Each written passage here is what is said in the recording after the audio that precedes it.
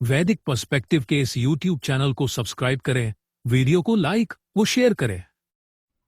ओम त्रिहवर्तिः यातं त्रिह अनुव्रते जने त्रिह सुप्रअव्ये त्रिधा इव शिक्षितं त्रिह नान्यद्यं वहतं अश्विना युवं त्रिह प्रक्षः अस्मै अक्षरा इव पिन्वतम्। तीन वर्तन हैं, मार्ग हैं, तीन अनुव्रत जन के लिए, तीन सुंदर प्रयोग के लिए, तीन प्रकार से शिक्षा दो, तीन समृद्धियों का वहन करो।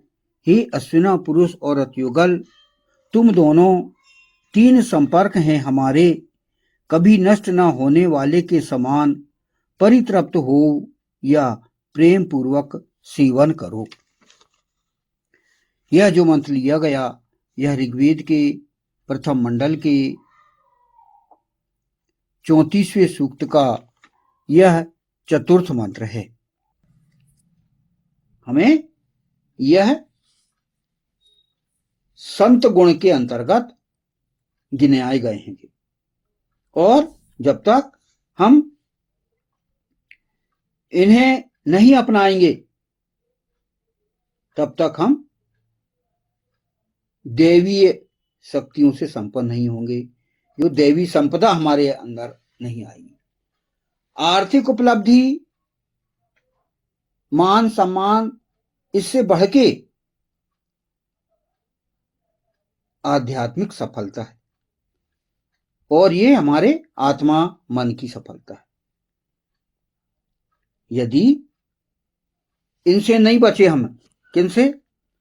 पाखंड से, अहंकार से, घमंड से, क्रोध से, कठोरता से, अज्ञानता से, इनसे बचना है हमें। जब तक हम इनसे नहीं बचेंगे तब तक हम राक्षसी गुणों में ही, राक्षसियों के अवगुण में ही हम लिप्त रहेंगे।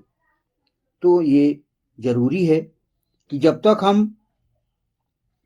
इन देवी गुणों को नहीं अपनाएंगे तब तक हम अपने आध्यात्मिक सफलता की ओर नहीं पहुंच पाएंगे।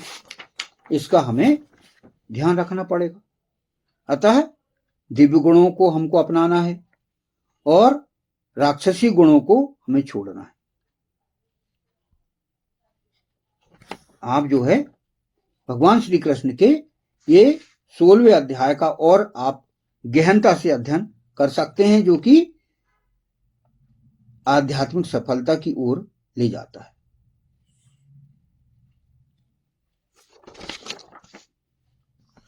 तो इस प्रकार हम ये समझ रहे थे कि समृद्धियां, जिसमें आध्यात्मिक, आधिदैविक और आदि भौतिक समृद्धियों का हम वहन कैसे करें और हम किस प्रकार जो तीनों प्रकार की सफलताएं हैं वो कैसे प्राप्त करें, इनको हमने समझा।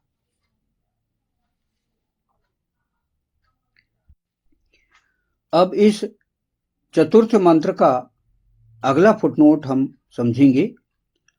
इसमें कहा गया है तीन संपर्क हैं हमारे, तीन संपर्क हैं हमारे। इसमें मंत्रांश क्या है? त्रिह प्रक्षः अस्मै।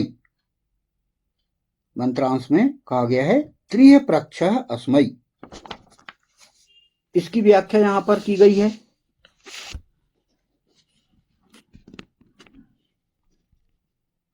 क्या कही गई है? त्रिसप्त के माध्यम से कोई भी अश्विना पुरुष और रतयुगल ईश्वर या ईशान परम परमात्मा के संपर्क का लाभ ले सकता है। ईश्वर सर्वत्र पाया जाता है। वह सर्वव्यापक और सर्वांतर्यामी, सर्वज्ञ और शक्तिमान है, सर्वशक्तिमान है। बल्कि उसका अनुग्रह और शक्तिमत्ता सृष्टि के प्रत्येक पुरुष औरत के लिए उपलब्ध है। प्रश्न केवल यह है कि कौन ईश्वर के संपर्क में आकर उसका अनुग्रह और कृपा प्राप्त कर सकता है। त्रिसप्त इस हेतु एक उत्तम संपर्क सूत्र है। यानी हमने पिछले मंत्र में तो ईश्वर की विशेषताओं को हमने समझा है, वही सर्व सहपर्यगात, जिसमें कि ईश्वर ने हमें अपने बारे में बताया, ईश्वर कैसा है करके, क्योंकि वह सर्वांतर्यामी है, सर्वज्ञ है और सर्वशक्तिमान है, स्वयंभू भी है। तो उससे आप संपर्क कैसे कर सकते हैं? तो उसके लिए माध्यम क्या है? वही त्रिसप्त। त्रिसप्त वही है, आधार स्तंभ ईश्वर है और वह केवल एक है। वेद उसका शाश्वत संविधान ग्रंथ है और दिव्य जन्म होता है। ये हमारे आधार स्तंभ है, जो कि सैद्धांतिक रूप से हमें अपने मन मस्तिष्क में पूरी तरह से स्थापित कर लेना है। तो हम जब तक पहले ही क्रम ईश्वर है और वह केवल एक है, उससे ही हम संपर्क नहीं करेंगे तो हमें कैसे उसके लाभ मिलेंगे?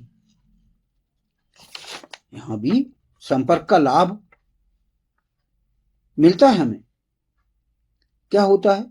ईश्वर या परमात्मा से या आध्यात्मिक जुड़ाव कैसे होता है हमारा? कैसे समझें इसको? ईश्वर से जुड़ाव या संपर्क न केवल मानसिक शांति देता है, बल्कि जीवन के प्रति दृष्टिकोण को भी सकारात्मक बनाता है। हमारा दृष्टिकोण भी पॉजिटिव हो जाता है ईश्वर से संपर्क करने से। एक तो विधि वही बताई गई कि आप प्रतिदिन बैठिए, उप्त्वाग्ने देवे देवे दोषावस्था धिया वयम। आप सुबह शाम ईश्वर के पास बैठिए, ध्यान करिए और स्वाध्याय करिए। तो इसके लाभ क्या होते हैं? पहला, मानसिक और भावनात्मक लाभ मिलता है हमें, जिसमें तनाव और चिंता में कमी,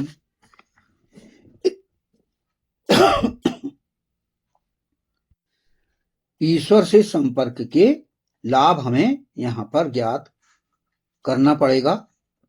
इसमें पहला है मानसिक और भावनात्मक लाभ। क्या होता है इसमें? ईश्वर पर विश्वास और समर्पण से मन को शांति मिलती है, जिससे अवसाद और चिंता के लक्षण कम हो जाते हैं। हमें डिप्रेशन नहीं होता और चिंता नहीं होती ईश्वर से यदि आप जुड़ गए तो।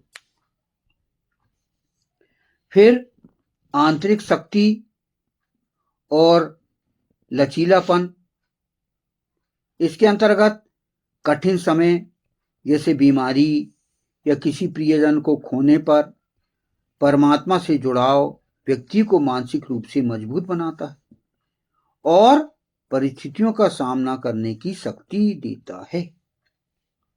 ईश्वर से संपर्क हमें आंतरिक शक्ति हमें मिलती है, और यदि कोई परिजन नहीं रहा तो उसके लिए हमें मजबूत करता है। उसके लिए हमारे जीवन में लचीलापन आता है, फ्लेक्सिबल होते हैं,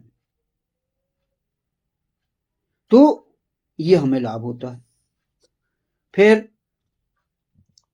क्षमा और संतोष, आध्यात्मिक जुड़ाव से व्यक्ति को क्षमा करने की भावना बढ़ती है। हमें ये लाभ होता है कि हम दूसरों से को क्षमा हम कर देते हैं, कोई सामने वाले ने गलती कर दिया तो, और जीवन में अधिक संतोष अनुभव होता है।